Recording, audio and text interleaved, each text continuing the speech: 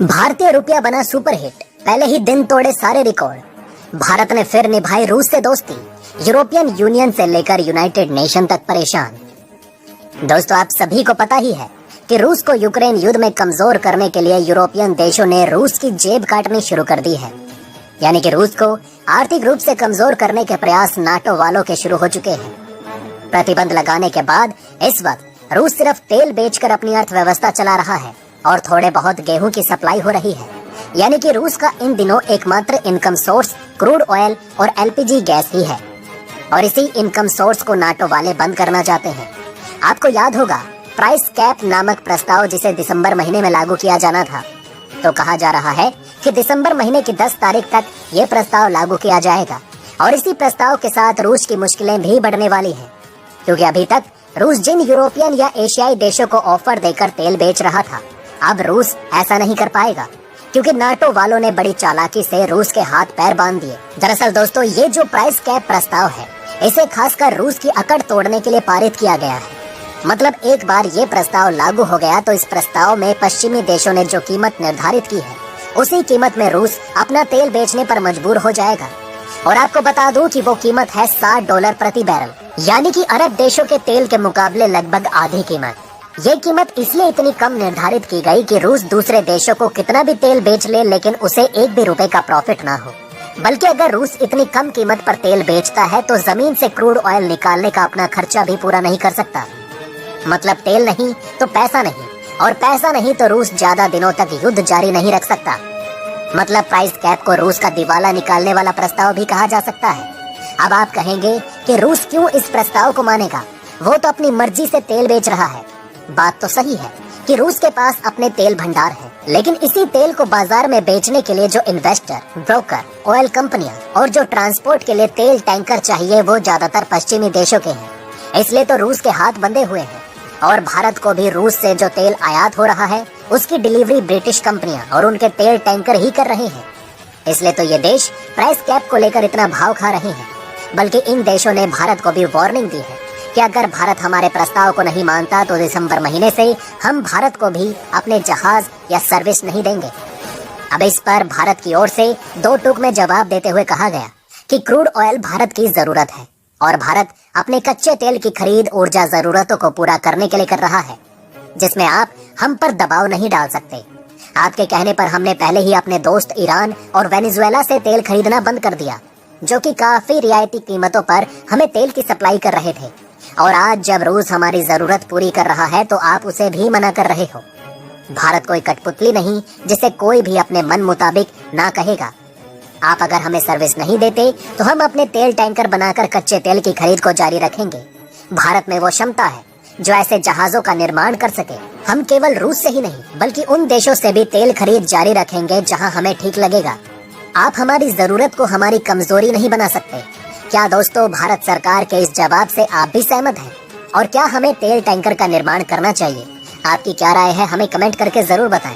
तो वहीं दोस्तों, दूसरी तरफ जैसे कि आप सभी जानते हैं कि हाल ही में भारत सरकार ने क्रिप्टो करेंसी को टक्कर देने के लिए और लोगों का ध्यान क्रिप्टो करेंसी से हटाने के लिए ई-रुपये जारी किया था।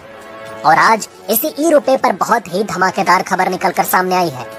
खबर तो मैं आपको बताऊंगा ही, साथ ही कई लोग इसको लेकर कंफ्यूज भी हैं कि आखिर ये ई-रुपया करेगा क्या, इसके क्या फायदे होंगे, और सबसे बड़ी बात ये है क्या। कई लोग ये कह रहे हैं कि हम पेटीएम, गूगल पे या फोन पे इस्तेमाल करते हैं, यानी कि यूपीआई ट्रांजैक्शन करते हैं, तो हम इसे छोड़कर भारत के ई-रुपये का इस्तेमाल क्यों करें, इसका क्या फायदा है, सब कुछ आपको डिटेल में बताऊंगा। तो दोस्तों, खबर निकल कर आ रही है कि पहले दिन ही ये जबरदस्त तरीके से हिट साबित हो चुका है। दरअसल सीबीडीटी यानी कि सेंट्रल बैंक डिजिटल करेंसी, ई-रुपये जिसे आप शॉर्ट फॉर्म में कह सकते हैं, उसे पहले ही दिन बैंकों के लिए लॉन्च किया गया था, और कुछ बैंक इसमें शामिल भी थे। शुरुआत में इसे ट्रायल के लिए इस्तेमाल किया गया तो बैंकों ने आपस में ट्रांजैक्शन करके देखा, और उन्होंने करीबन 275 करोड़ रुपए के ट्रांजैक्शन किया, जो बहुत ही बढ़िया तरीके से सक्सेसफुल साबित हुआ। इतना ही नहीं, फिर इस सीबीडीटी यानी कि ई-रुपये को आम लोगों के इस्तेमाल के लिए रिलीज किया गया। हालांकि शुरुआत में सिर्फ 4 बैंक शामिल थे, वो भी ट्रायल बेस पर था, जिसमें एक ग्रुप के कुछ लोग शामिल थे। और जब उन लोगों ने ई-रुपये का इस्तेमाल किया तो उन्होंने तकरीबन पहले ही दिन 1.71 करोड़ के ट्रांजैक्शन किए, जो बहुत ही स्मूथली तरीके से हो गया। और इतना ही नहीं, जैसे ये खबर आई कि ई रूपी पर जबरदस्त ट्रांजैक्शन हो रहा है, उसके तुरंत बाद खबर आती है कि करीबन 50,000 से ज्यादा मर्चेंट अब भारत में ई रूपी से जुड़ना चाहते हैं। मर्चेंट जैसे कि फ्लिपकार्ट, अमेजोन, स्विगी, जोमेटो जैसे ऐप। इसके अलावा लोकल वेंडर भी ई रूपी से जुड़ना चाहते हैं। और इन तीनों खबरों के साथ ई रूपी पहले ही दिन जबरदस्त सुपरहिट साबित हो चुका है। लेकिन आप लोगों के मन में सवाल होगा कि ये ई रूपी का इस्तेमाल हम करें क्यों, जब हमारे पास यूपीआई है। तो आपकी बात सही है, लेकिन आप ये समझ लीजिए कि ई रूपी का मकसद क्या है और ये कैसे आपको फायदा पहुंचाएगा। सबसे पहले तो इसका मेन मकसद है बैंकों के बीच में ट्रांजैक्शन को आसान बनाना। अभी जो ट्रांजैक्शन होती है उसमें बहुत समय लगता है। इतना ही नहीं, आपको यूपीआई के जरिए भी जो पेमेंट करते हैं, मान लीजिए आपका बैंक है एक्सिस बैंक और आप जिस व्यक्ति को यूपीआई के जरिए पेमेंट कर रहे हैं उसके यूपीआई से जुड़ा है आईसीआईसीआई बैंक, तो बैंक अलग हो गए। ऐसे में आपका बैंक सामने वाले को पैसे तो देगा, लेकिन दोनों बैंकों का जो ट्रांजैक्शन का सेटलमेंट करने का समय है वो कम से कम 24 घंटे का लगेगा, उससे ज्यादा लग जाते हैं। और आपने कई बार देखा होगा कि ट्रांजैक्शन फेल भी हो जाते हैं। ऐसी स्थिति से बचने के लिए आया है ई रूपी। इसे किसी बैंक ने जारी नहीं किया, ये आया है रिजर्व बैंक ऑफ इंडिया की तरफ से, जो बैंकों का बैंक है। ऐसे में सेटलमेंट तुरंत होगा, ट्रांजैक्शन फेल नहीं होगा और आजकल जो यूपीआई के जरिए फ्रॉड किए जाते हैं उस पर भी लगाम लगाई जाएगी।